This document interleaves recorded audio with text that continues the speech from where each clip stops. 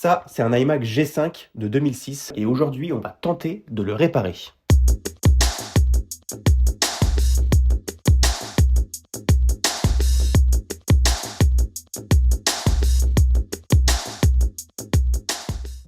Pour ceux qui s'en rappellent, c'est un iMac qui est sorti entre 2004 et 2006, qui fonctionne sous PowerPC, qui sont des processeurs avant Intel, qui sont aujourd'hui bien trop obsolètes pour notre utilisation. Aujourd'hui, c'est un Mac qui ne fonctionne pas malgré son parfait état esthétique. Pour ceux qui maîtrisent un petit peu le sujet, ces iMac-là souffraient d'un problème appelé capacitor plague, en français ça veut dire fléau des condensateurs, et donc pour la faire courte, les condensateurs électrolytiques se mettaient à fuir, ce qui occasionnait pas mal de plantages, des frises d'écran, et jusqu'à l'extinction complète, et donc plus possible de le rallumer.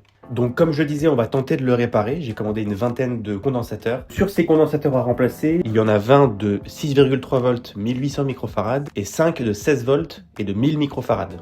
Avant qu'on le démonte et qu'on valide cette hypothèse-là, on va le démarrer pour voir ce qui se passe.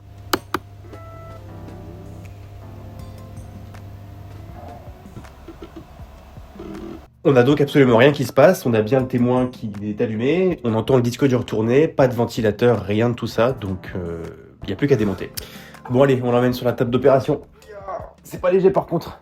Donc pour le démonter, c'est assez simple. Apple avait prévu dans ces années-là qu'on puisse le démonter facilement pour ajouter du stockage, de la RAM ou encore une carte AirPort. Donc il y a juste 3 vis à dévisser qui sont même pas à enlever, il faut juste les dévisser, je vous montre. Et à partir de là, il suffit de tirer le capot vers le haut et de ramener vers soi.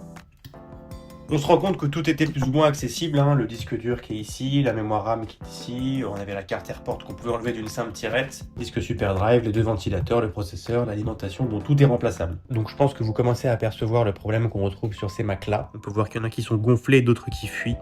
Il n'y a plus qu'à remplacer.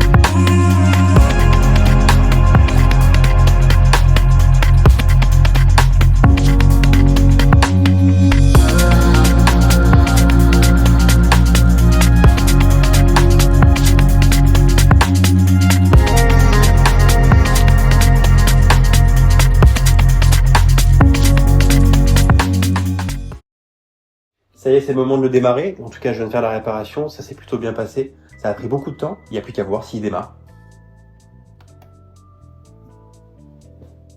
C'est bon signe. Impeccable, l'OS boot. Donc c'est plutôt très bon signe même. Donc le voilà réparé, ça y est, le changement des condensateurs c'est très bien passé même. J'étais un petit peu déçu parce qu'en passant commande, je suis tombé sur des condensateurs chinois de pas très bonne qualité. Ça aurait été préférable de prendre du Panasonic, du Rubicon. Il y a pas mal de marques qui sont assez réputées. En attendant, ça fonctionne, donc c'est plutôt une bonne nouvelle. Ce qui était surtout très important, c'était de prendre des condensateurs low ESR. Donc, le système demande ce type de condensateur là. Par contre, ils sont un peu plus petits que ceux d'origine. On change rien en tout cas par rapport à la conception, mais ce qui peut poser problème, c'est lors de la mise en place et on voit que je force un petit peu. Donc les pins sont un peu écartés, ce qui est pas terrible. En attendant, ça fonctionne. Vous avez dû le voir, j'en ai profité pour mettre de la pâte thermique neuve sur le processeur, je pense que c'était important, et faire un petit peu de nettoyage de toute la poussière qu'il y avait. Bon, en tout cas, je me revendique pas comme professionnel, j'ai fait ça en tant qu'amateur, j'ai trouvé ça plutôt satisfaisant de le faire. En tout cas, j'ai essayé. C'est sûr que les soudures sont pas parfaites, l'alignement des condensateurs n'est pas parfait non plus, mais en tout cas, les connexions sont fiables et c'est ce qui compte finalement. Bon, en tout cas, ça en fait un très bel objet de collection qui est malheureusement inutilisable aujourd'hui. En tout cas, ça prend beaucoup de temps pour ma part, ça m'a pris entre 4 et 5 heures entre le démontage, la soudure et le ressoudage. J'espère que cette réparation vous a plu, en tout cas, n'hésitez pas à me dire en commentaire ce que vous en avez pensé, et je vous dis à la prochaine pour une autre. Salut!